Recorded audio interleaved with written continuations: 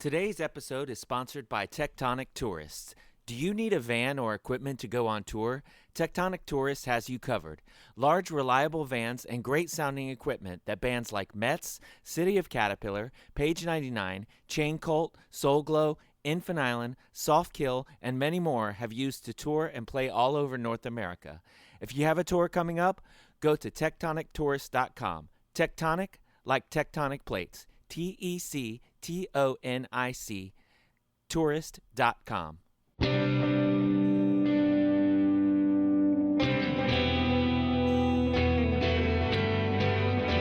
Hello, and welcome to Everything Remade, a podcast that I hope is about growth as much as it is about music.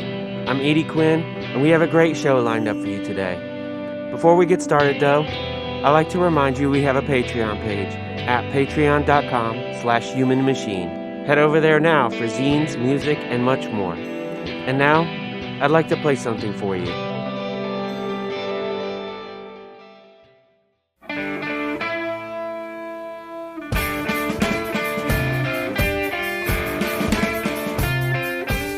You're hearing Tongue to Teeth, which is the first song that comes to mind when I think of Sinaloa. The song features my new pal, Pete Zetlan, on guitar and vocals. I had the pleasure of chatting with Pete after years and years of listening to his band. I hope you enjoy. Can you measure numbers? Give way your name to this. Language falls short. An image is all that's left. Can you measure numbers? My dad had there's this Bob Marley and the Wailers live album. I think it's just Bob Marley and the Wailers live. I forget the full title. And I remember listening to that in our car. And my dad didn't listen to a ton of music that I remember, but that one stuck with me. And I remember being sort of enamored with the live element of it, like somebody's introducing the band, and you can hear the crowd.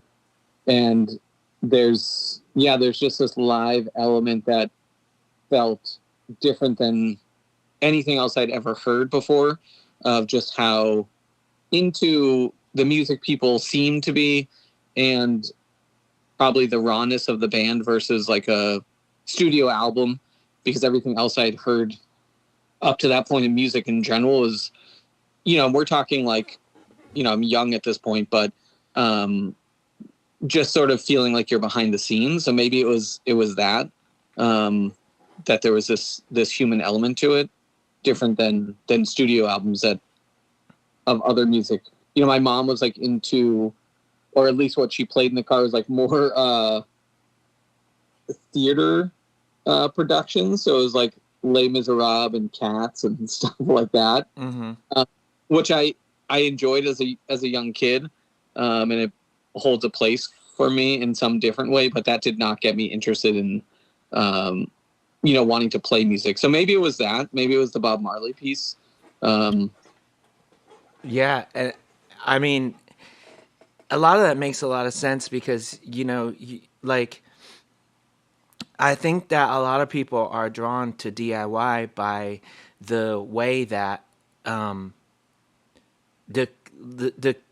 it feels like a real community space. And this Bob Marley's LP was, there's probably thousands and thousands of people there or whatever. So it's not quite the same, but it's Right. like you recognize that that's the for once, the people who make the music aren't these unassailable figures. There are other people that are present and arguably a large part of this performance, Yeah. And I think, I don't, there was just, I've never really thought about this until you just asked this question, but I think being able to hear that it wasn't sort of a perfect, even if I couldn't, I'm too young to really pick it out, but you could hear that it wasn't super produced in that same way. And I find that there's other. I mean, I think that's one element of sort of more punk, hardcore, lo-fi kind of stuff that has been sometimes a through line for me. Like, I think about, those Microphones Mount Erie albums are like ones that resonate and are very important to me in a lot of different ways. But I always love that you could hear, whether it was like on purpose or it was just sort of like not taking pieces out, that you could be like, oh, I'm in the studio, or I'm in wherever this guy Phil is recording, and that there's like a lot of imperfections, but I like that it was left that way. Yeah, another thing that I was thinking when you were talking about, that live recording versus the studio recording is, and this doesn't draw like any kinds of parallels that I'm like coming up with, but like when I was a kid, I always preferred a live recording, and I can't necessarily like.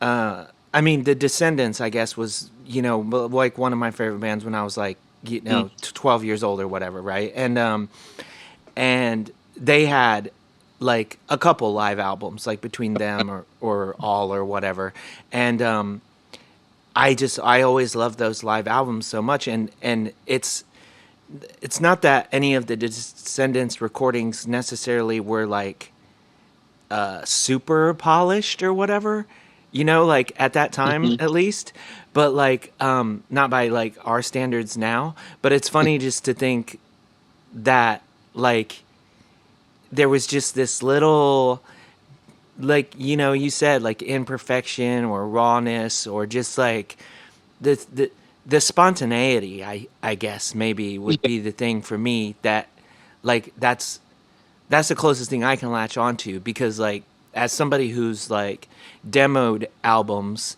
and then recorded the actual album, and sometimes you're like, well, how did we get it like this in the demo version? How do we get that certain spark like the first time, but then on the studio version we're like not struggling, you know what I mean? Like it's not necessarily a struggle for me as far as like recording music. I don't get frustrated. Like I enjoy the process a lot, so like I don't get super frustrated, or like, I mean, I get tired like anybody, if it's like a long, and you're like, you got this like Les Paul strapped to you or something, something's like, you're like, oh gosh, this is, but yeah, I don't know. Like maybe it's that spontaneity and it felt like, I mean, I feel this way about albums in general, but like how you can listen and you can hear something different every time. But I feel like live, there's really like you expect something to surprise you every time, or I don't know, but yeah. No, I mean, I think back to when we would, and even now, like as we've started writing and things like that, but when we would be finishing or working through a song, and then, our process was basically, kind of keep playing parts and figure out what sticks, and then come up with sort of the overall structure of the song, and then we would put vocals to it. And sometimes going back to listen to those and then getting ready to actually go in and record, there's elements of like vocal takes or just sort of like imperfections that are hard to mimic because they're spontaneous, and then it's like it feels too forced sometimes to be like, because you don't know what you did or how it came out that way, that it doesn't always translate. And it's, I mean, sometimes frustrating. Sometimes you just have to find peace with it, that it's not going to be, I mean, that's the hard part about music sometimes, is it's like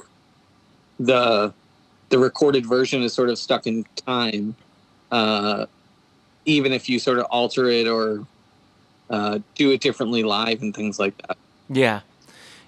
Another thing that where you were talking about the vocals specifically, is like a lot of times like you are listening back to those first things, and you maybe are just kind of winging it, and like you just can't make words that fit into those syllabic type sounds that you were doing, right?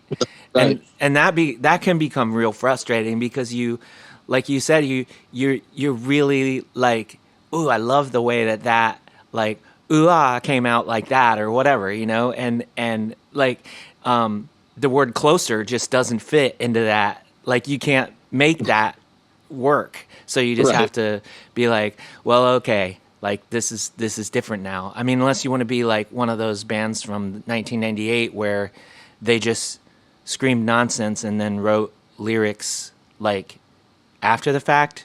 Like I can't remember who was most famous for that. Which like I'm actually like not shitting on that idea. I think that's pretty honest, especially to Yeah, be I mean, like I that's what we're definitely, doing, you know. yeah, I definitely. I had a friend's band who I went to a recording session. I don't really know why I ended up being there, and then they were doing these backing vocals, and they were just like, they just wanted us to scream something in the background that was like not the main vocal part, but it was basically just like nonsense of things that were in the room. Mm-hmm. And it's probably not decipherable. But look at the Red Hot Chili Peppers. That guy just makes up nonsense, and people thinks it's golden. So Well, I I'm not one of them. a lot. No, I mean not.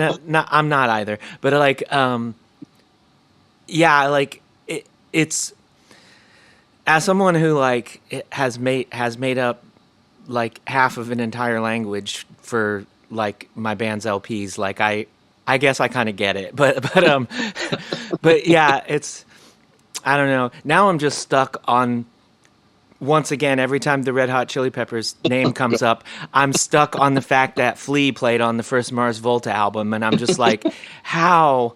Like, what? In what world? I mean, it's not like it's a stretch, you know what I mean? But it's just Yeah, like, it right. just does not compute to me because, I mean, as a player, sure, Flea's good.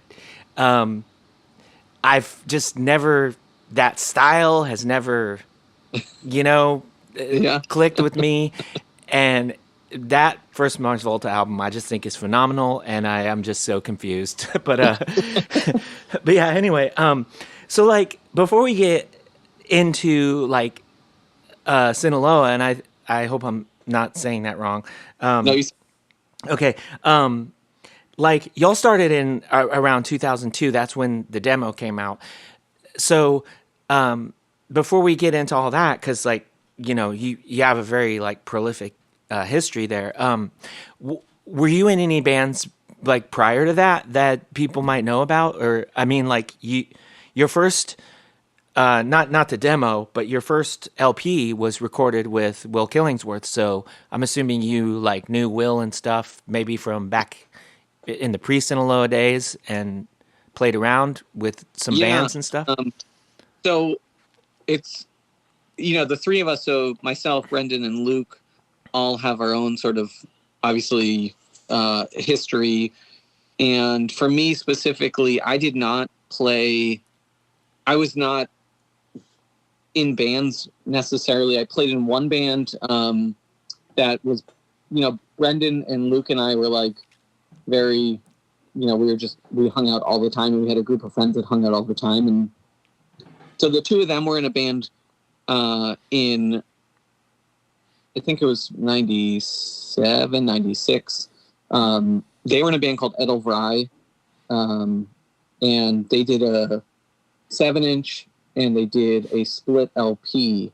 And I did not play music, but I was sort of like, I would always be around, hanging out with them, going to their shows, and maybe considered a fourth member in some ways.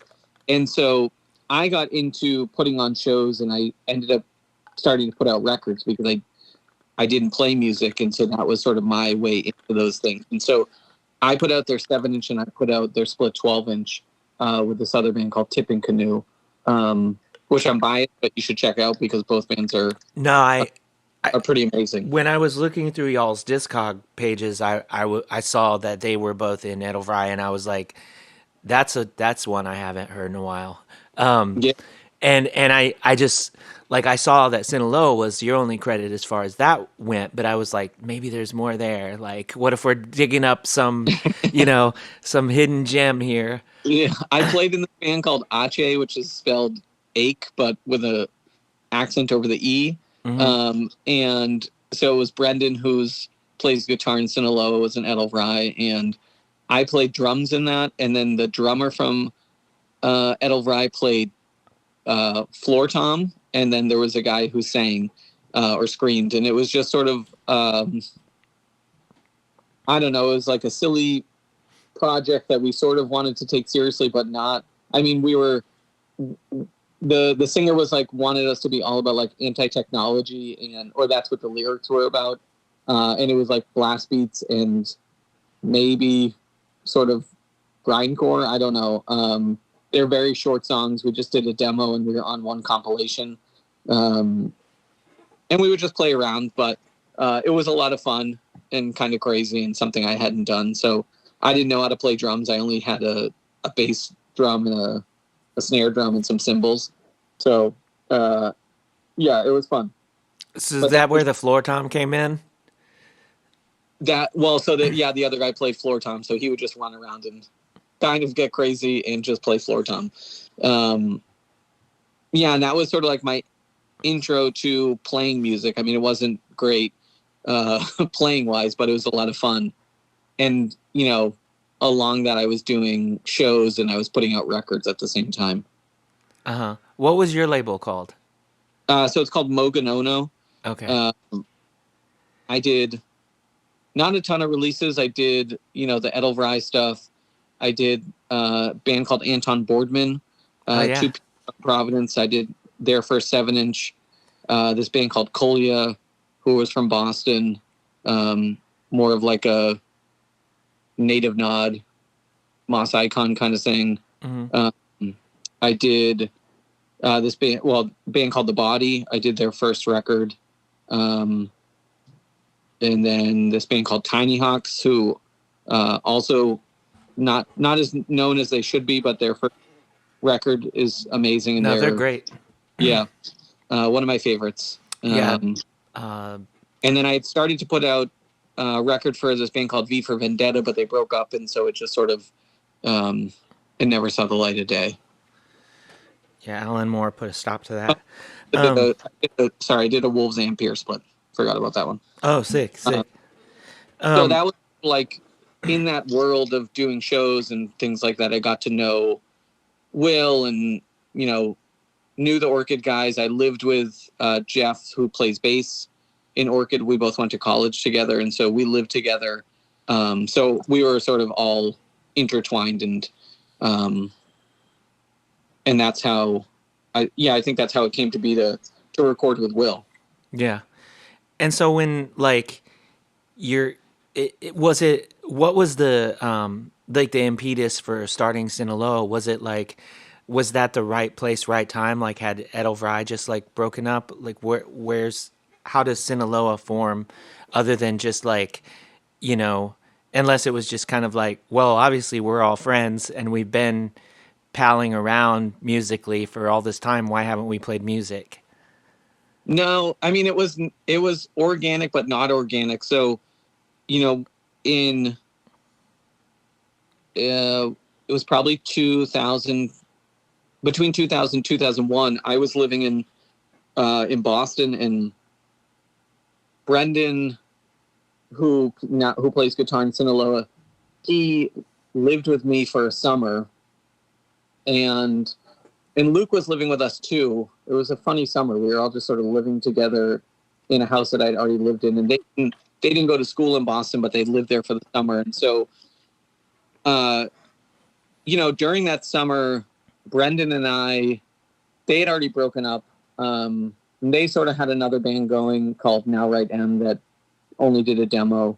And that was Luke and Brendan and the drummer from Tipping Canoe. But Brendan and I started sort of kind of messing around with a friend of ours named Pete, who was a singer in Ache.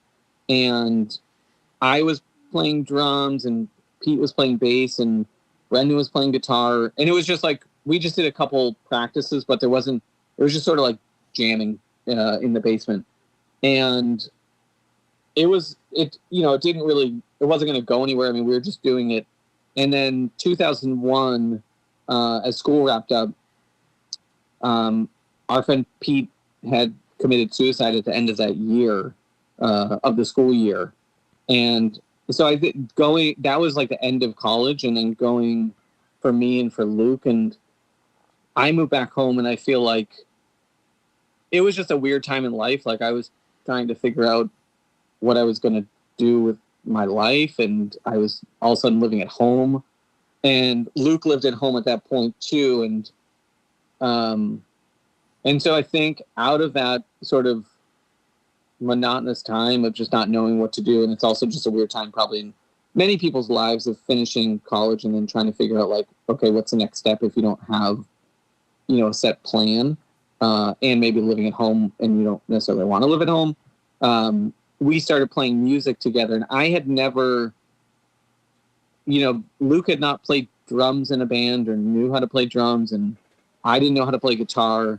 Brendan was probably the most advanced, had played, bass and knew how to play guitar. So the band just sort of like, I don't know, maybe it was like born out of necessity and out of sort of, I don't know, traumatic bonding or something like that of playing music. And then we just sort of, I mean, if you listen to the demo and like the early stuff, it's like truly three people trying to figure out how to play music and figure it out. And I mean, still now we're still certainly trying to figure things out, but I think we've gotten a little bit better. But the beginning was just like, okay, well, we'll just sort of figure it out and put structures together. And, I mean, they had obviously been in a band and knew much more than me, but, the playing itself is pretty raw, I would say.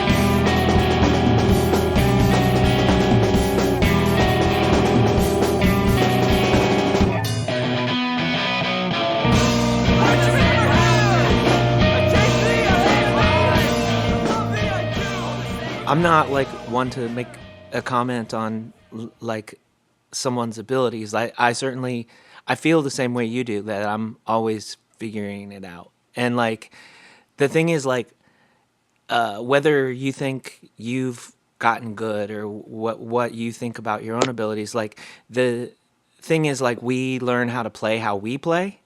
So where you're saying like, yeah, we've gotten better at it, like it's like you can, like you, if you just keep doing something, like you get more comfortable. And so like, even if you never ever felt like, oh yeah, I'm a good player, like I certainly don't, but like I know how to play the way that I play, like real well, you know?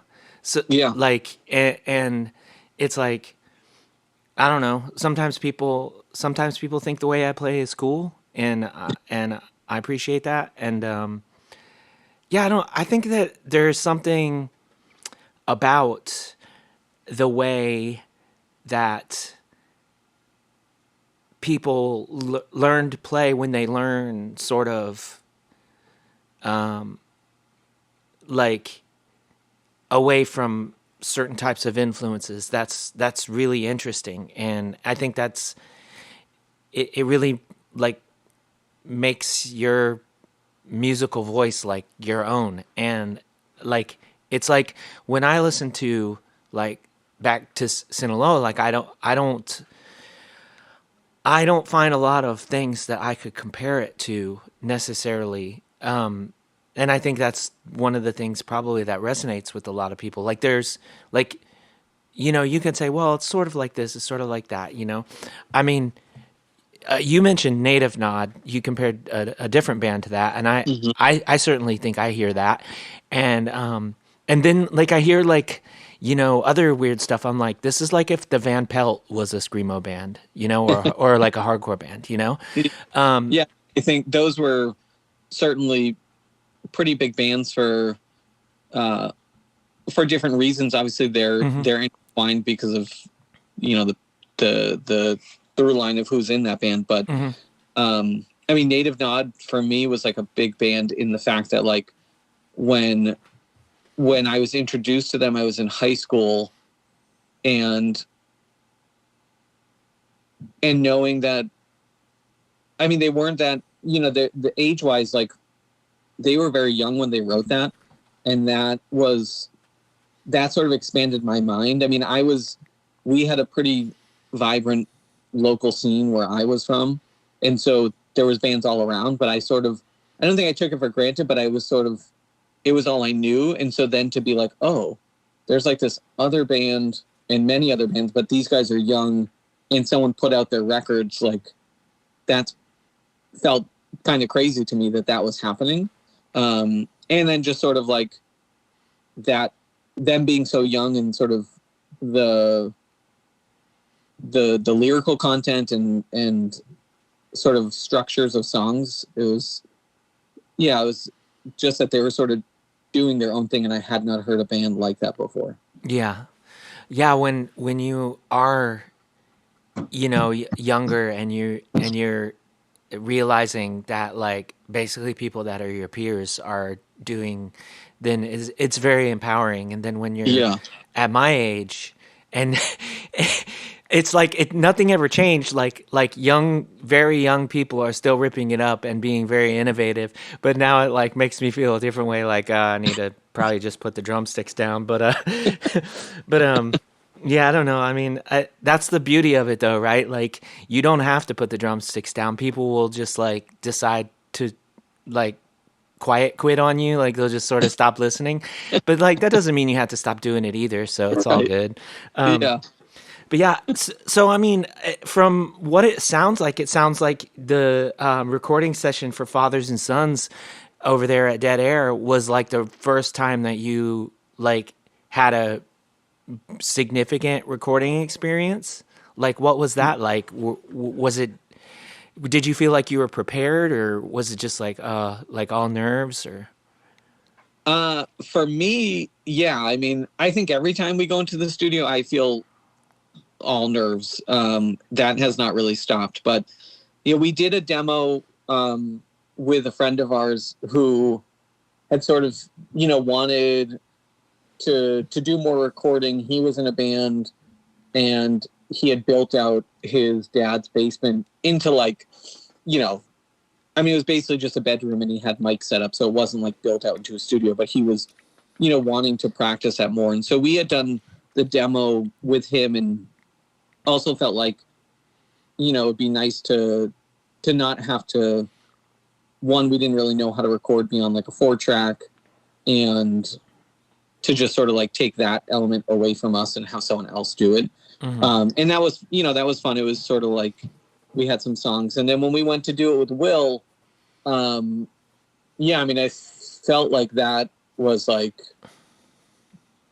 for me, there was like definitely like a sense of nervousness. I mean, one, it was, I often feel more nervous like in front of my like peers, like friends of mine, whether it's like a show and I know friends are there, like that gives me a different sense of nerves than like a random room of people. Mm-hmm.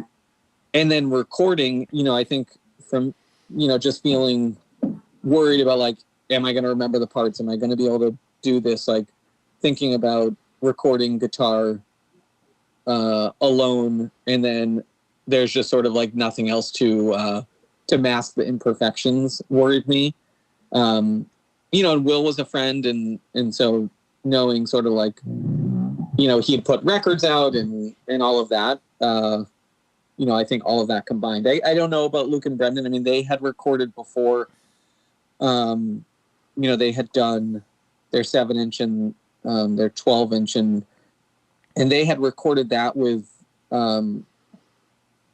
Kurt Ballou, who's in Converge, if you know him. Yeah, I don't know him personally, but yeah, it's wild how every once in a while it's just like, yeah, Kurt Ballou recorded like a proto screamo band, or Yeah. like yeah, yeah, And they did the 7-inch, I think. Oh no, so this was like early God City when he was in Alston, like in the basement of a house that he was living in. So it wasn't, to where he is now. And then they did the 12-inch with him again, and that was in his next studio. And so like they had much, they had more experience, but maybe they felt nervous too. I'm not sure. yeah, But I think overall it was a good experience. Like we knew Will, we recorded there, and we stayed at his house. And so that was fun for me, fun for all of us, I think, just to be like in that mindset of, you're just kind of there, you're waking up, get some breakfast, and then you're like in the studio working all day, with breaks here and there, and like doing a couple days. And I had never done that before. And so that was really fun. yeah, yeah, for sure. So yeah, that was that release was put out by Chernobyl Media, and I'm not familiar with that label necessarily. Probably there's a lot of labels from back then where like I feel like once I do dig into it, then I'm like, oh my gosh, like they put out this, they put out that, like, but I mean you go from there to the split with Wolves, which is like on Clean Plate, which is like one of the bigger labels at the time for sure. And like, what was like, what was y'all's like? I don't know, like not like lives, but what was going on for you all as a band? Like after you released the first album, were you touring on that, or was it just like, you have like weekend shows, that kind of things, or like was it just kind of you were always writing music? Because like looking at the numbers, that's what it feels like. It feels like you're a band that wrote a lot of music and you were always writing music. So like, what are the gaps there between some of the releases? Yeah, I mean, it's funny, like, as when you asked me, I was like, I gotta like look back at some of the releases and just remember like the timeline, because I'm not great with dates and I can't remember sort of when things came out and all of that. And but sort of reflecting, I was like, oh, we were like, I don't remember being so busy, but then when I look back at like shows and releases, it was like, oh, we had a pretty busy schedule. And that we were out of our first year of the band. Brendan was still in college and Luke and I were working, and then Brendan graduated, and then we were all, working and then playing. But I mean, we were pretty committed, like, because I think it was just, there was a lot going on, and we were really excited about making music. And I mean, we were really good friends. So it was just sort of like, it was replacing like, oh, we're just hanging out at your house, to, okay, we're hanging out at your house, and then we're also now practicing. At some point, like we had like a steady schedule where we were practicing twice a week. And so it was just like, we had a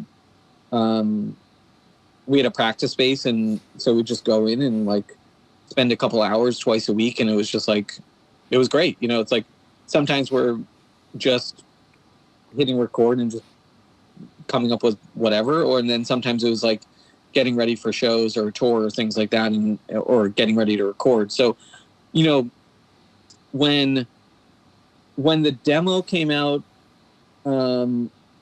we were playing shows and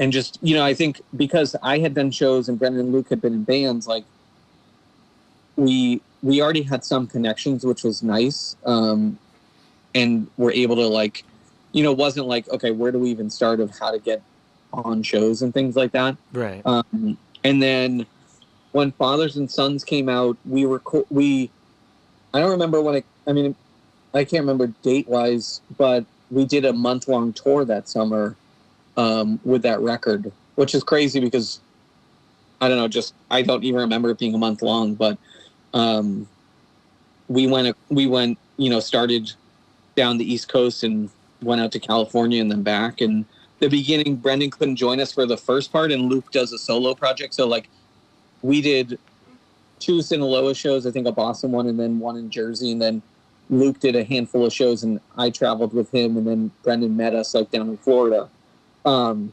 then we did the rest of the U.S. together. But yeah, I mean that was so we were pretty busy. I mean, doing that, and then I think when we came back, Wolves, those guys were really good friends, and we would play with them, and I think they fueled us, like seeing how, I mean, they were writing like a ton of songs. And I feel like they were playing a ton, and I think it was inspiring for us to sort of like, I don't know, for me it was like, okay, can we try to keep up on that pace and like write stuff and seeing like, I remember they had like, I think they had gone to Europe, and that was like, oh man, are we, that would be so cool if we could ever even try to do that, and they would tell us stories. And so then, yeah, I mean, we were good friends with them and friends with Will, and just sort of, it was just born out of that. Yeah. And it's like, it looks like pretty much like right after that split with Wolves, y'all kind of did like an LP and a split like every year. Yeah. And I mean, it's wild. It was like, what I have here is that, okay, in 2002 the demo came out, then in 2003 Fathers and Sons, in 2004 was the split with Wolves, then in 2005 was a split with Life at These Speeds, which I mean, like, fucking great band, and the Footprints and Floorboards on Floorboards LP. And then in 2006 did a split with Ampere, and a split with Catena Collapse, which, like, I mean, everybody knows Ampere, but like Catena Collapse, like, fucking great band. Oh yeah. Have you heard that LP well, I guess it's probably the EP. It's a 12-inch. So good. I feel like people don't know that band, but yeah. So I guess I was wrong there, that there wasn't an LP there, but then the next LP was in Oceans of Islands in 2008. And then you also had a split with Daniel Striped Tiger that year, which another band that, like, I feel like people talked about them a lot at the time, like around 2008. That's when I was sort of like in between bands, I guess, like right around that times. Okay. So like I wasn't necessarily playing in bands, and really at that time there was just like a handful of bands that you would hear about all the time, and I felt like Daniel Striped Tiger was one of them. Yeah. And then in 2009 you released Chapel and Basement, which is an acoustic version of Oceans of Islands. Yeah. I want to ask about that because I don't, I'm not, I don't want to, I'm not trying to dig open old wounds or anything, but what was that possibly done because Level Plane wouldn't allow you to re-release the LP? Like, I understand that Level Plane sort of sometimes would hold on to rights and not let the artists do anything with the release that they've done. Like, was there, like, I'm not, like I said, I'm not trying to, but was there more to just like, it would be awesome to put out an acoustic version of this? I like this that there's like the gossip potential, or like there's like something there that's a little spicy, but I wish that there was like a bigger story to it. I like this. I should have responded to it. Yeah, Greg Drudy, he was holding on to the masters, he burned them.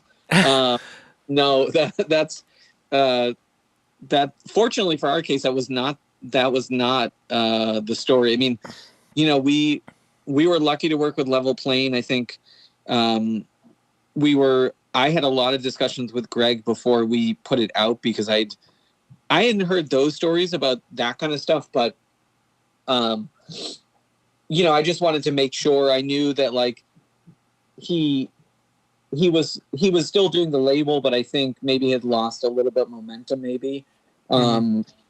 Or that's at least what I'd heard. And when I talked with him, was not the case. You know, he was all in and really excited.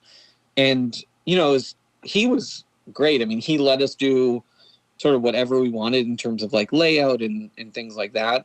You know, I think he did then sort of disappear, and then it didn't get out as much as it maybe would have if, you know, I'm sure life got busy for him and things like that. It is what it is. You know, it's not like we didn't have copies or things like that. But Chapel and Basement came about because Luke's dad parents, I mean, were involved in a church in our town when he was growing up, and it stayed sort of in touch with that community. And it somehow came to be like Luke and Brendan were getting more into, like, as we would do demos, like getting into more of the recording side of things and really interested in that. And I don't really know how we had the idea, but we had access to this huge church, and we were like, it would be really cool to like get into that space and record some stuff. Because the acoustics were great. It was just like, yeah, we could do what we wanted. And so we're like, well, what if we, you know, we don't need to like, I don't think we had like a ton of songs maybe at that time. And we thought this might be something neat to like push us in something we hadn't done and something creative that we had not tried. We had done, I don't know if this was like, was influential, but when we went to Europe, I think the last tour maybe, we played in France, and before one of the shows, some of the guys from Ditro, who are also in that band 12XU, you know them? Mm-hmm. They had this like access to this DIY space that I think did screening and T-shirts and zines and stuff like that. And so we showed up, and they're like, "Oh, we want to do like 2 shows in this day, and so like you'll play tonight, but today we want to do like an acoustic set." And so we're like, "Oh, okay." Like, we're not prepared for this. And we did a few songs. I mean, I think they just gave Luke a set of bongos, maybe not what he would choose. And we did a few songs acoustic, and it was fine.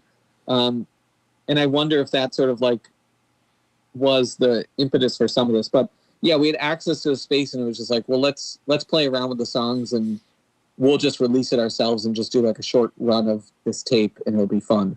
But yeah, no controversy of Level Plane holding onto masters. Well, I mean,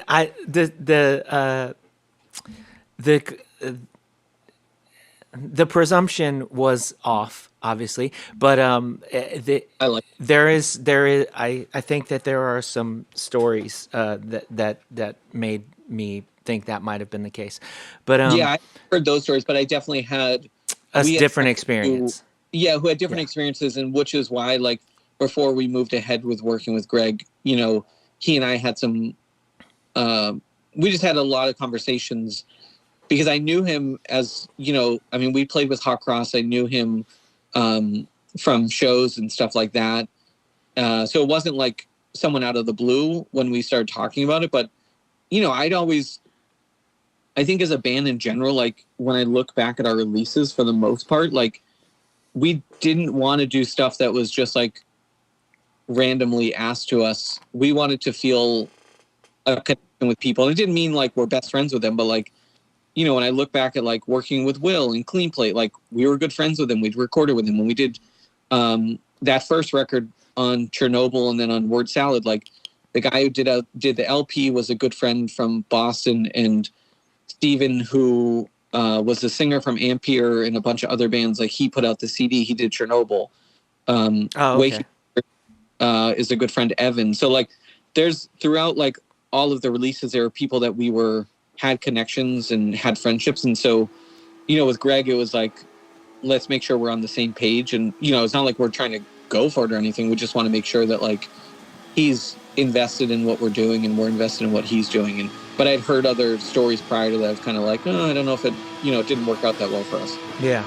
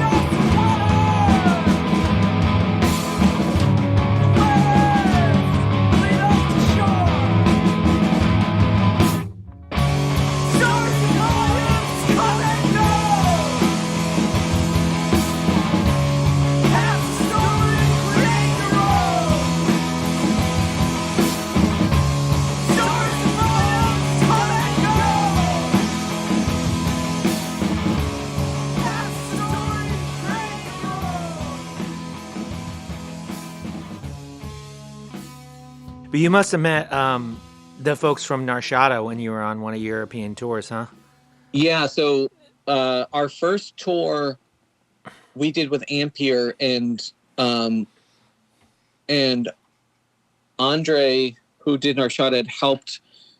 He's still out there. He's still going. Yeah, he's still, like, you know, we're friendly social media wise. I haven't talked to him in a while, but he helped book our first tour and, like, you know, get us the equipment, get us the van and things like that, and traveled with us for a couple days. And then then he had done that split later on. And then he did, you know, he was involved when we came back the second time a little bit too. And then obviously, like, he helped with the DST split too, with the Daniel Striped Tiger. Mm-hmm.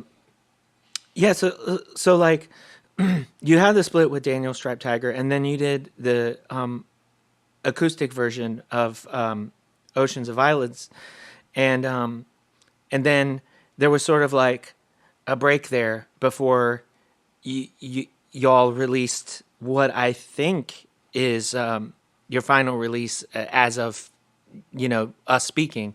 Yep. The extended play, which came out on Adagio, and like that, as much as I had sort of heard y'all's stuff and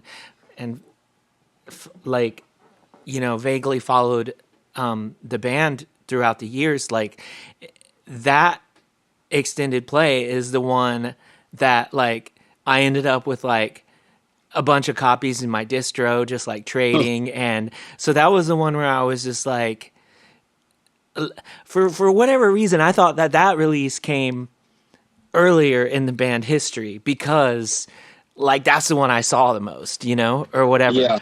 Yeah. But when you all released that, like, was that like, was that sort of like, did you think that was going to be the last release? Like, was it planned beforehand, or you released that and then other things happened? What was the story of, you know, from the time of that release until, I guess basically what happened was the folks from There Were Wires asked y'all on a show, and so now you're back. Is that kind of what happened? Well, so we recorded that, you know, I guess what will be called right now our final or our last thing that we did. You know, we had plans to go to Europe in 2010.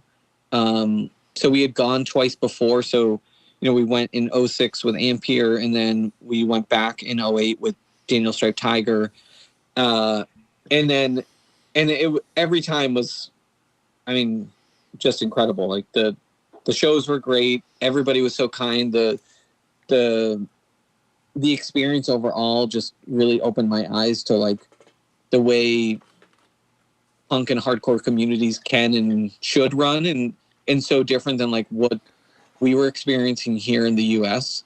And so we had plans to go there, and we'd also, you know, along the way kept writing. And so we wanted to release something, I think, you know, to coincide with that tour, and just to, so for that one, you know, Brendan and Luke continued to be interested in like recording. And so we decided to give it a shot to do it on our own, and record it at Brendan's house. And, you know, I mean, I think we're all happy and excited and proud of those songs, but I think, you know, I think if we could go back, maybe we would have, you know, recorded it, either taken more time or recorded it with someone else.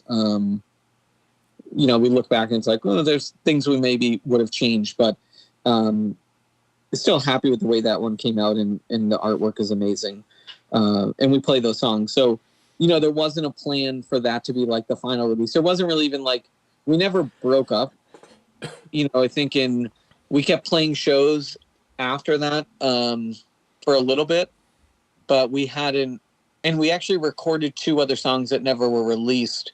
They don't have vocals, but we had been writing, and we have like, as we've come back and like have been playing more, we revisit like all these songs that we've been writing, you know, into like, I think into 2012, 2013, where we've got like 9 songs that aren't completely finished, which is really great. Like now we're revisiting and like thinking about those, because they're not fully formed, but there's a lot of things there that we like. Yeah, you got a head start. That's good. Oh yeah, yeah. Start.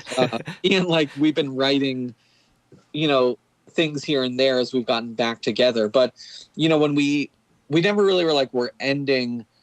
Basically, what happened was, you know, life just got busy. Like Brendan had kids, I had kids. Luke moved from Massachusetts to Chicago with his wife for work, and then now is living in New York. And so we're just sort of taking a pause, because like distance wise, it wasn't working for us to do it. And we hadn't figured out, like, you know, for us, writing had always been about like being together. And so the idea of like long distance, like, you know, one of us write something and then figure out, and it just wasn't in the cards, and we didn't know how to do it. And it would, I don't know that it would necessarily work for us that way, just the way that we approach things.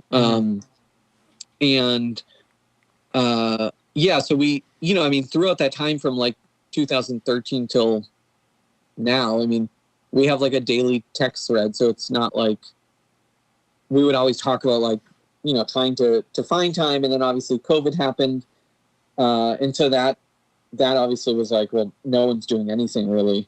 And then, as you know, I mean, Brendan and I, our kids are getting older. I mean, it's not necessarily like super manageable all the time, but I think they're old enough that we're like, okay, you know, if we plan schedules out enough, and Luke's work is somewhat flexible, and he's great about coming back up here for us to practice, it works, you know, and we're intentional about it. And then when we got offered that show, it was so far in advance, it was like, well, this is kind of the perfect scenario for us to like, you know, have the time to say, you know, different than like someone being like, do you want to play a show in a month? Like, you know, we got asked that every once in a while, and it was like, there's no way we could ever do that because we haven't practiced in so long.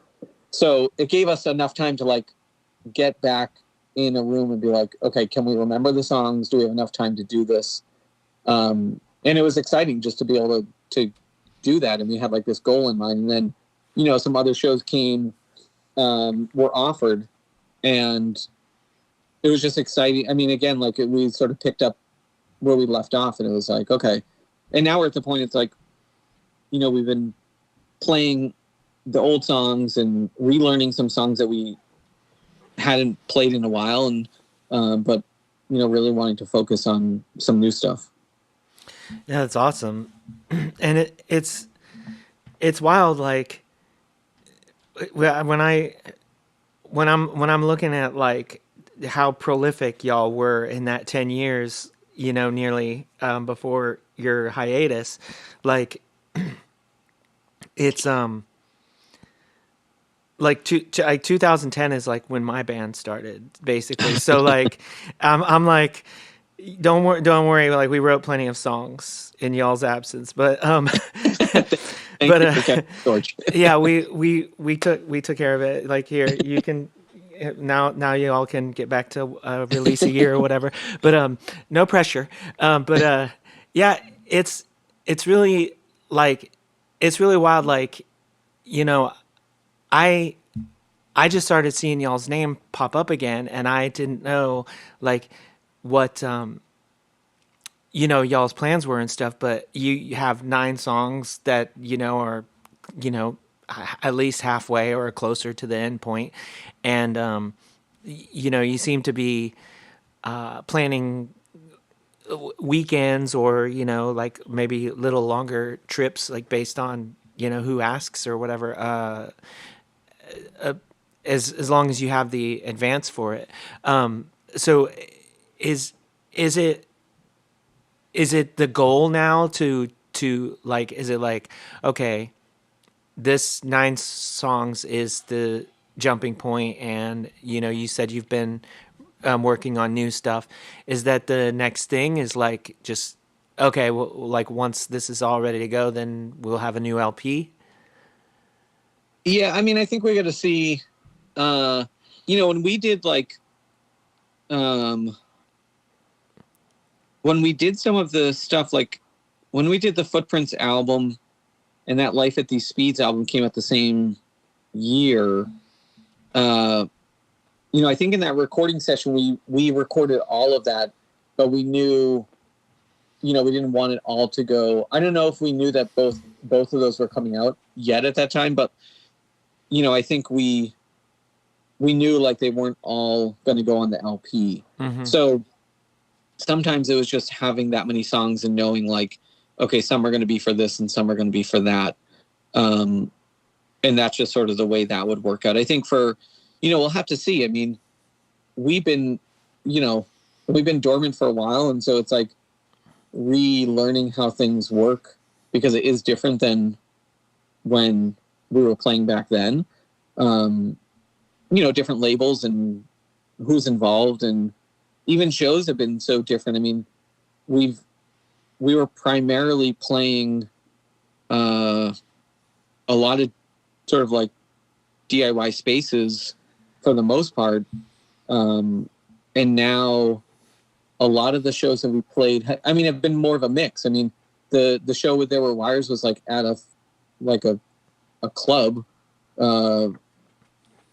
And so that was something that we had not really ever done before. And I think it was probably the best, sort of return that we could have asked for, in the way that, our friend Ben, who set up the show, had done a really thoughtful job of how it was going to be. And all the bands were really kind, and there were friends there. And so it worked out really well. But it's different, it's like we have not done like these club things. We just did a weekend with Jerome's Dream, and like there was 2 of them were more club based, and one was like a DIY spot. And it's nice to have both. It's neat we hadn't played with like having like someone who's doing sound and being able to hear things. Usually we're just like too loud, and we just take it for what it is. Mm-hmm. Yeah, I mean, I think we want to sort of sort out the songs that we have and feel good about them, and then figure out, where we would record, and then see if someone wants to release them. Yeah. So we'll see. I mean, we've had some discussions, but I mean, it's a ways away. I mean, like it takes time. Like in my mind, I want to just like be done and be like, okay, let's do this. But you got to like perfect songs, and then actually book time at a studio, and then all that takes time. So we'll see. For sure, but like at the same time, like here last year, I I released a split 12-inch with the band that we started like 3 years ago, and then earlier this month I released an LP, which we which I wrote in one day in December, and we recorded like separately, like each three members recorded separately in about a day each, in January. So like it's and that's just like, I guess what I'm trying to say is I'm not trying to presume anybody's like anybody's plans or what they're trying to like. For all I know, you could be like, oh yeah, like, you know, we're gonna hammer out these songs, and then we're gonna like drop the LP like the same day it gets mixed, you know, like the opportunities and the variables that can go into things are so vast now, you know. Like in 2002 or whatever, it was kind of like there was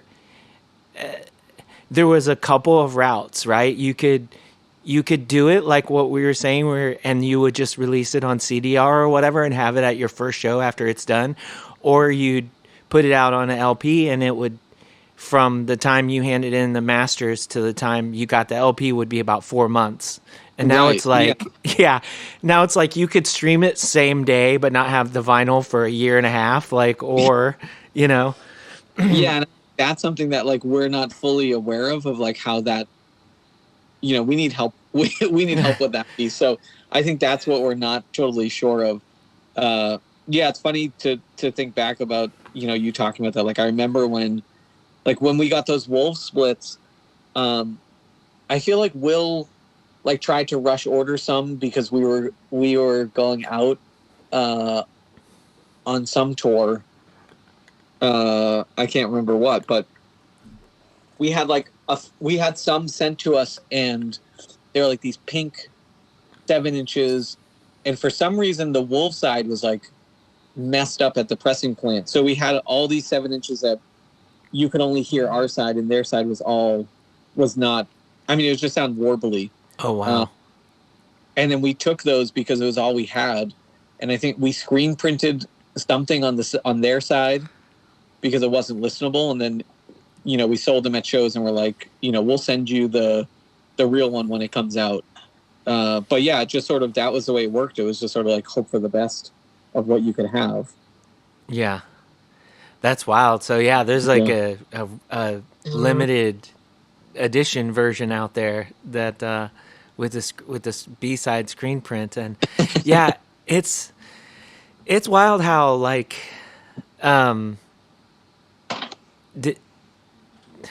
you hear stories like that every once in a while, and it's like I think the most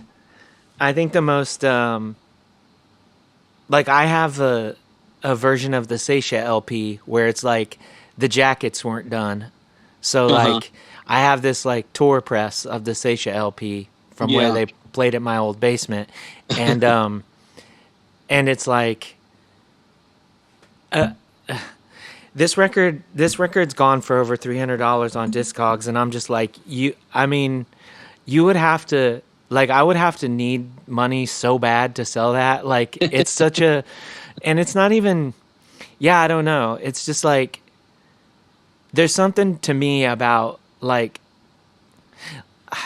I don't want to make this story too long, but like, it's like our LP, like we just had a show, and we were like, we're going to drop our LP the day before the show, and we're going to have the tapes at the show, and blah, blah, blah. But then as I'm printing stuff off for the cassette insert, like my printer comes up with this error, and it's like maintenance box needed, and it won't print anything else. Yeah. And I've got these like 16-page full color booklets that are supposed to go in there, and I'm like pricing them at like Staples or whatever, and I'm like, like these will cost like $3 each. Like these booklets will cost like $3 each if I if I do them at Staples. And that's like me being really smart and printing 4 out per page and like et cetera, et cetera. Like, Right. I'm like, this is ridiculous. I can't do that. I'm like, what are we gonna do? Like, well, okay, there's gonna be a black and white, like one piece of paper insert version for this show only. Is we're just gonna make 12 of them, and if you have that, then like, I mean, it's just like everything about like DIY has like led me to this point where it's just like, yeah, I mean, it's that version of the show must go on, but it's like not just that. It's not just like go on, but it's like how you take like all of these bad situations and try to spin gold out of them or whatever, you know? Yeah. Yeah. And I think there's moments like that where, I think there's been labels who've, tried to, I don't know if monetize, but I think there's definitely been labels where, trying to make things limited or certain pressings have become like a thing in like an intentional way because there's that collector aspect of it. And then I think there's the other side of it where the DIY side is sort of like,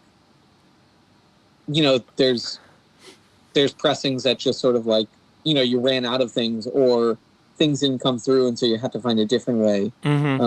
Or just wanting to have like special things because it's fun. I mean, I remember, we would do lyric sheets at shows for some time. And I remember like for one of our tours, like we had made these like little booklets that, we'd print out the pages of like the songs, and maybe we weren't playing every song every night, but like, it was like something fun for that tour. And there was something about that was creative for us that maybe nobody ended up caring about, or some people did, and some people were like, whatever. But there was an aspect for us that was like, this is sort of like our human touch of it, or our way to be creative and have some fun. Yeah. Yeah. I remember seeing back in like the 90s a couple times where bands on a merch table would have like a free like lyric slip for the songs in the set and whatnot. And that kind of like, yeah, I think like that kind of thing is like, it's definitely like a cool way for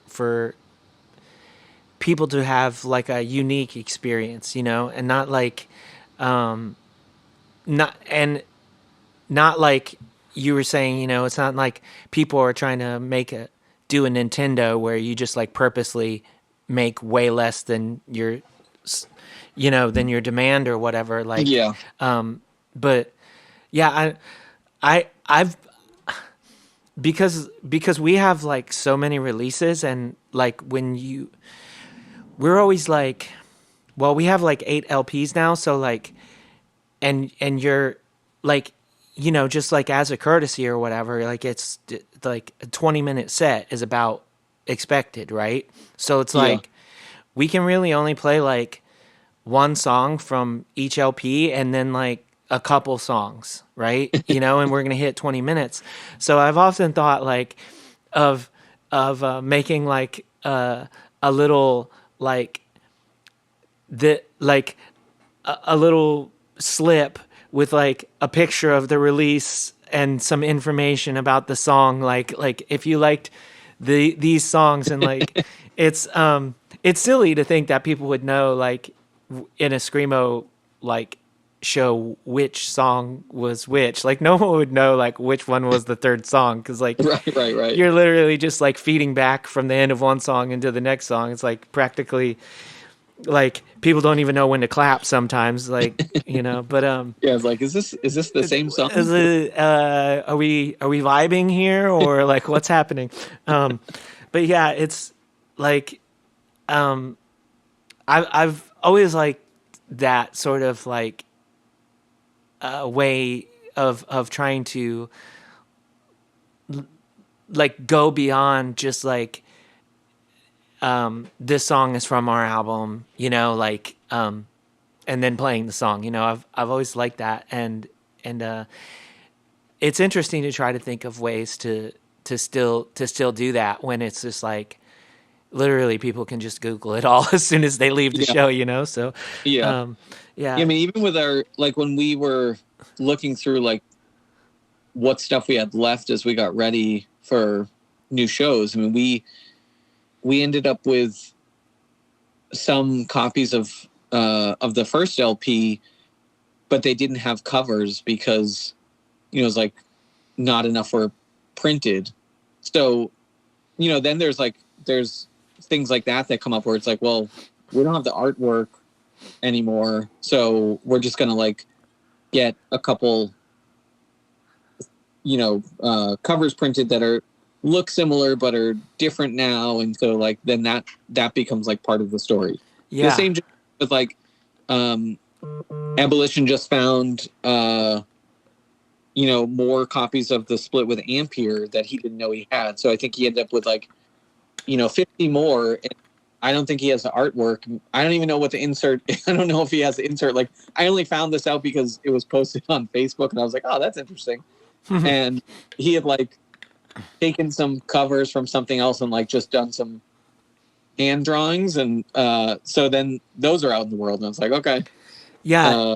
From a label perspective, like you can understand how that happens too, because like you don't like this is in his case, like this is 18 years ago at this point, so like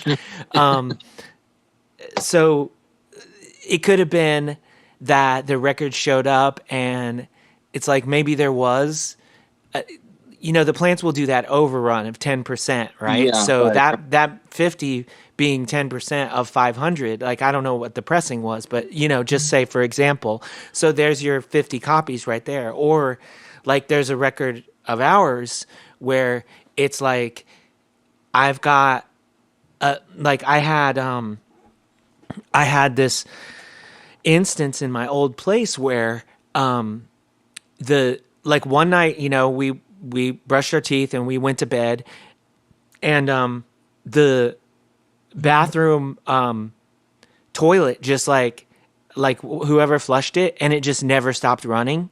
So it like went into my basement and it ruined a bunch of covers and stuff. And so like there's one of our LPs where it's just like I've got just like 10 of them. I've just got the vinyl and no covers. And it's like, what do you do there? Like Right. you just like say, hey, I'm going to make a show version, or, like, what do you do? Like, Well, that's like with that Wolf split. It was like, okay, we have this vinyl.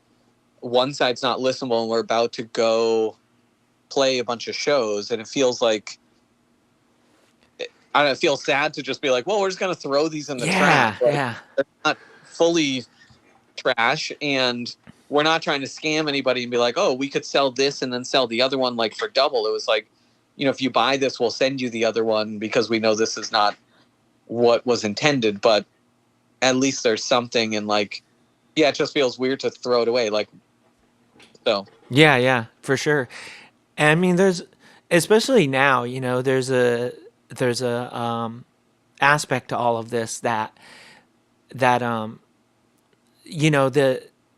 the physical media is as much an art object as anything, hopefully, right? Like,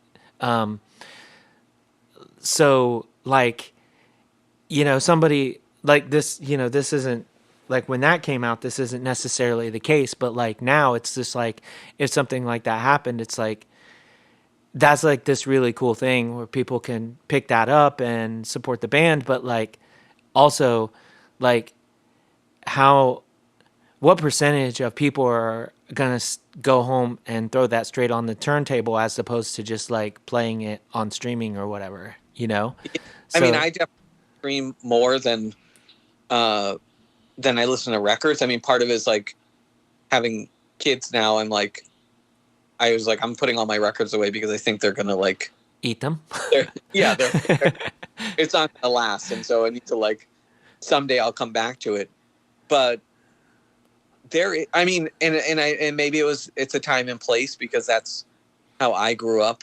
Or when I was, fully immersed in finding records and, just seeing sort of like the different ways people put out albums and things like that. But like for me, getting a record and just like pouring over it like in my room is something I think back to a lot, of just like how important it was to have that physical document that I could see and feel and look at, like all the stuff and the choices that people made, in the way that they put it out. And sometimes it was like very extensive. You look at like, I don't know if you would buy stuff from like Witching Hour.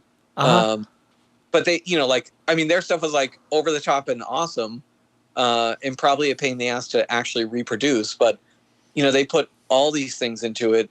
And there was definitely like a limited edition sort of thing that I don't always love, but like they put a lot of time and effort into it. And a lot of other labels, that were doing a lot of, screen printed things and just had that human element that I loved. And then there was other labels that didn't, but you still, you just got to see, like, wasn't like everything, anything Discord was doing was like hand screened or things like that. But like, it wasn't subpar either. Yeah. No. Yeah. And you got to see sort of like, oh, the other bands that this band was into and things like that. And that just gets lost in the streaming world. You don't get to, besides like who Spotify then says you should listen to, but that's a whole different thing, Right. Well, I think one thing that I keep thinking of as we're sort of going down this path is like, I'm thinking the thing is like, you said in my room, and that's the first thing that comes to mind for me too, is like, I'm in my room, I'm looking at the Jawbox like cassette lyric slip, and it folds out like 8 times, and I'm like, oh, right. Fuck yes. And it's like, when I'm thinking about, like, you're like, oh, so I have my records put away, and I'm like, well, I don't listen to my records as much because, like, my records are in the living room. Like, the record player's in the living room, and this is like the communal space. And my wife, she keeps moving her flowers around, so I got to reconnect my record player all the time. So there's all these reasons, right, why I don't listen to my records as much as I will just put my earbuds in and listen to something on Bandcamp, from my iPad or something in my bedroom. So it's like, on the one hand, it's like, I can see, okay, well, the thing is because like listening to music, as much as it is a community thing, where you go to a show and you're watching a band as a community, it's also a very personal and private thing for me personally. Like, and that's, that I do that when I'm by myself a lot. And so that makes it make sense, because you can't just cart your records and your record player into the room everywhere with you. But as I'm sort of making that connection, like, oh, well, see, this is why so many people, it's obviously so convenient to listen on whatever streaming platform or whatever. But I'm also thinking, you know what? Like, I think a lot of us can sort of like have like older folks, like can have like you recognize that your parents maybe used to listen to a lot of music, and then they just sort of like fell out of love with music. And I'm thinking like maybe that's why like I won't, because it didn't, like, there's no, well, you can only listen to music in this one room. That doesn't exist anymore. Like, there's, and I mean, certainly anybody could have had a boombox in the other room, or whatever. But like, it's just made it so easy to like, to have that personal relationship with the music, like wherever you are. But it has taken away from that interaction with the art object of it all, as it were. Yeah, for sure. I mean, I think there's pluses and minuses, and it doesn't, or maybe they shouldn't be minuses. It's like just It's different. there's positives and changes, and Yeah.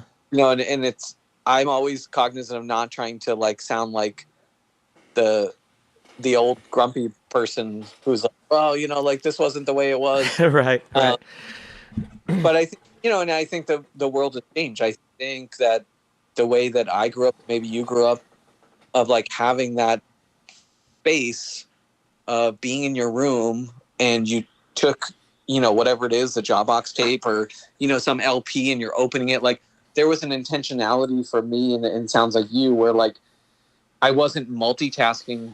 And, like when I think about listening to something on Bandcamp, and I don't even think option on Spotify, is like, I'm probably not going to listen to something on Bandcamp and then click the tab where the lyrics come out and scroll down and read them, as much as when I would take out, this record and look at the lyrics. And I think that's probably just me, and like, that's just a change. And I'm just not like, I'm not reading a lot of text on my phone. Mm-hmm. And so that aspect seems like, for me, it gets lost. Whereas like, I would sit down and like, take out that lyric sheet and look at everything and read everything back to front, and many times, in just like, I would just be listening to that record, and it was like, I was just focused on it. Yeah. And now, I think on a positive is like, I'm exposed to so many different bands and music that were not at my fingertips then, because it was limited of what you could afford, what was available, what you've been exposed to. And now there's so much, which like, sometimes it feels oversaturated, that like there's so many bands, and maybe there was as many bands then, you just didn't know about it. But you fall across a band, and the other day I'd like sent something to two of my friends, and and my friend Jeff was like, how did you come across this band? And I was like, oh, somebody like, posted it in Instagram, and I decided to check it out. And so the way you come across bands is so different now. Mm-hmm. And sometimes, there's many times people post things and I won't even give it a chance. I'm like, like, I don't think about it. And then sometimes you read something like, oh, that sounds like it could check some boxes, and I'm interested, and you find out. So it's just a different, I guess, approach, a different way you find out about it. Yeah. Yeah. I think, I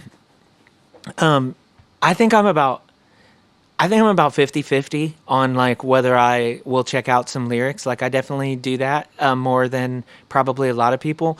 But also I do think that like the idea of a personal space where people pull out the lyric slips and stuff, I think that still does exist for a lot of people. It's just not people our age who have like, you know what I mean, who are sharing like when you're a teenager, your communal space is your room. Like you don't, you know what I'm saying? Like I have raised a couple teenagers at this point, and so it's like they do hit that age where it's just like when it comes to certain things, it's like, oh yeah, I'm doing this in my room, and so like that's I think that still exists for a lot of people, and that's amazing, and I think that but I think. It's weird how I feel like this still happens, but like I feel like when I was growing up, there was a lot of people that were just like, yeah, I don't listen to music, and I just don't feel like I hear that as much anymore, like So in a way, it's like, I think that music has always been accessible to people to a degree, but now it's just like it's so easy for people to find that one thing that they like, or even accidentally, like you said, where it's just like you just come across these suggestions. And I think it's I mean, it's definitely more accessible for anybody to to all of a sudden be like, oh, like this person that you would never think would be into this band is like, has heard them. And it's like, how did that even? And then there's bands where it's like, like, oh, I would not have known this band from Austin, Texas, but now because someone posted them. I'm going to listen to it, and I'm into it. You know, Yeah. There's definitely like, I think, you know, I'm 45, and I think at some point there was like definitely like pockets of scenes in towns or cities that were like, oh, this is like, you know, oh, that's a DC band, or they're part of like the, you know, Gainesville scene or San Diego scene, and like that. Um, that I don't know happens as much, and that might not necessarily be. You know, I think that might just be sort of the nature of music and bands, and less of community in some places, and less about, you know, necessarily streaming. But I think those things have changed too. You know. Yeah. Yeah. We've talked about in different conversations on the show, we've talked about how, like, when a band would go on tour and how they'd play with 3 bands from this one particular area that sort of embodied the sound of this area. And then they would bring a little bit of that sound back to where they were, and how that created these interesting sort of pockets of in like influences over different periods of time, you know, like all the in in the late, you know, in like 1998, like when these bands started touring together, and then like these bands all started popping up in Indiana because this band toured with these other bands, you know, etc. And I think that's really interesting. But like, yeah, I was thinking the other day about how, like, just it's wild when, you know, like, this doesn't have anything to do with music necessarily, because I've always known, just from existing as a, you know, person who plays music before the internet was a big thing. Like, but I'm just like, this other aspect to my life, which is like I'm a cartoonist, and I'm like, how do you find your community among, like, you know, people who are interested in comics, and people who are into doing zines and cartooning, and, you know, it's stuff like that. And it's like, well, from a band perspective, like,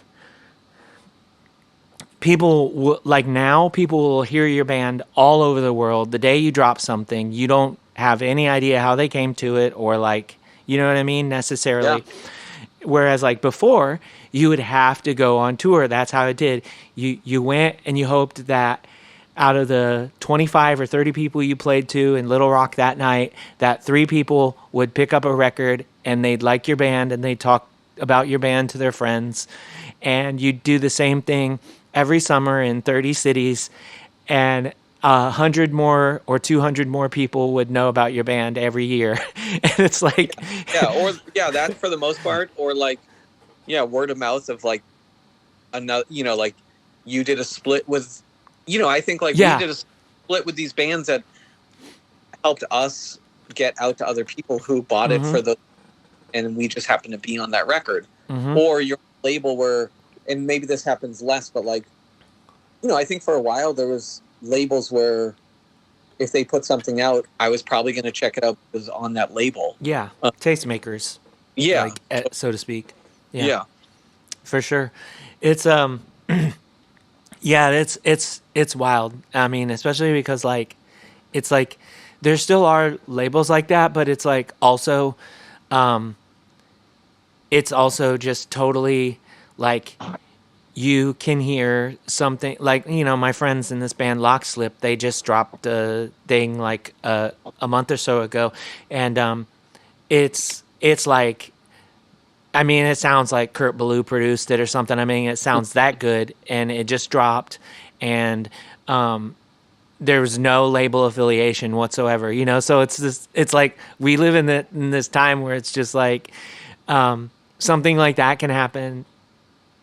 And like, and it almost says there's no such thing as a tastemaker anymore, you know, but like there still are like, if somebody says this is on Zegama Beach, you know, it's going to be a good record. If somebody says it's on Adagio, you know, it's going to be a good record. Right. So it still exists, but it's like, it's not necessary like it used to be almost, but and I hear it on, if you're version of hearing it is on, a streaming platform, you may not even, there's some people who are going to do a deep dive and be like, oh, I want to scroll to the bottom and see who put this out. And for some, it's just like, this music is what it is. It's music, and not, I'm not attaching it to a label or going to look further into that.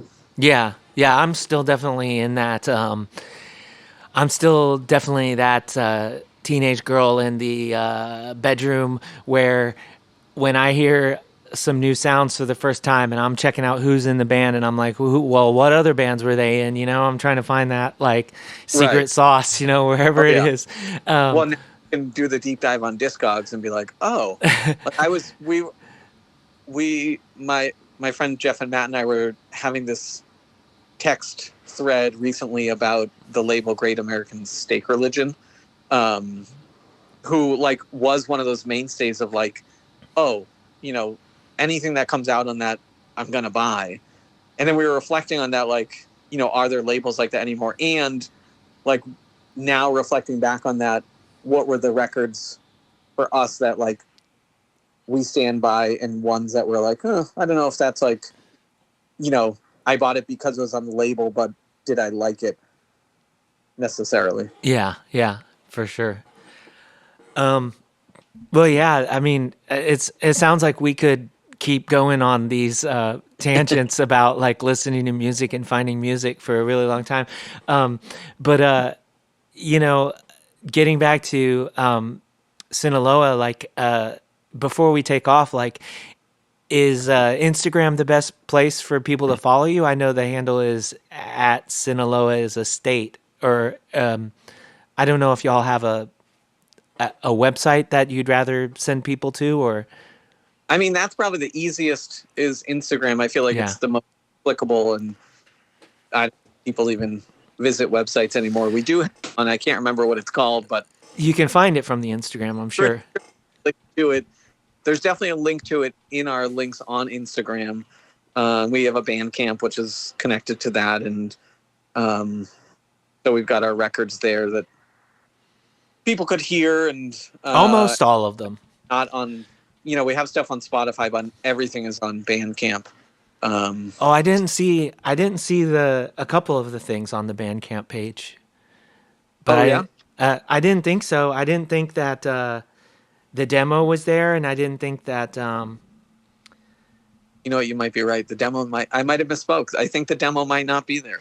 Yeah, I thought that there was just a couple things, but that's the one that's sticking out the most to me. But it might not be there, and maybe some of the. I think we compiled all the compilation tracks and stuff onto one thing there that we just sort of put together ourselves. But I wonder if all the splits are there. I don't know. I'll have to take a look at that. Yeah. But yeah, there's that and the Instagram page. But like, you mentioned like that y'all plan out for shows a while in advance. Are there any shows that you have that you can talk about that you've been planning, or is it all just kind of like maybe there are some, but it's too early to say? There's one in May that we're playing with Seisha. You mentioned them. They were, I've been good friends with Steve Roach, who you had on a little while ago, and our paths had crossed a long time ago. I used to do a fest for about 5 years up here, and Seisha played the second year, and that's how I got to know Steve, and we've just stayed in touch. We did a bunch of shows with Off Miners, a weekend with them, and Steve and I have just been close. And so when they got back together, he had asked if they came to Boston, would we be interested in playing. So we have that in May, which will be pretty cool. And then, or maybe that's in, I think April or May. I can't remember now. But it's on Instagram. And then we have another show in May that hasn't been sort of released yet officially, and nothing yet. I mean, we had said we were going to sort of take a pause this year from playing shows so that we could really focus on writing. And then a few shows came up that we felt like, Jerome's Dream had asked us to do a weekend. We were kind of like, Can't this say feels no. like, yeah, I was like, this is a no brainer. Like, those are old friends of ours, and we played with them last time they came through, and sort of can't, felt like, just felt like a, why not? Like, we don't always have these opportunities, and, and Jeff, Eric, and Sean are just super nice folks. So that was a really fun weekend to do. And then same, like, Seisha came up and it was like, we can't say no. So the hope is to get back to recording, but nothing in writing, but no other shows beyond that right now.